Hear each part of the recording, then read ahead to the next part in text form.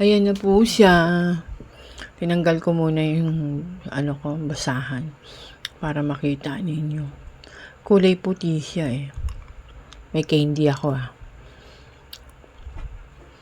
Bungal na din ako kaya ako magsalita ako mais. Mais.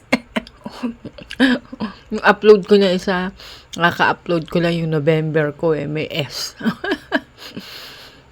Ayan, nahanap ko yung yung pangkalkal ko sa sa halaman. Kaya natagalan ako. Yan lang. Ililibing na natin siya. Yung pusang pinapakain ko sa labas. Bakit kaya siya namatay? Kawawa naman. Yan, ipapakita ko sa inyo kung saan ko siya natagpuan. Pagdating ko kanina, yung galing ako sa animal bite.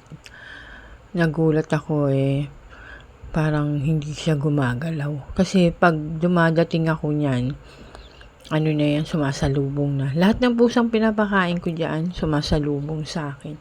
Ayun, andun siya nakahiga. Doon siya nakahiga sa kabilang bahay.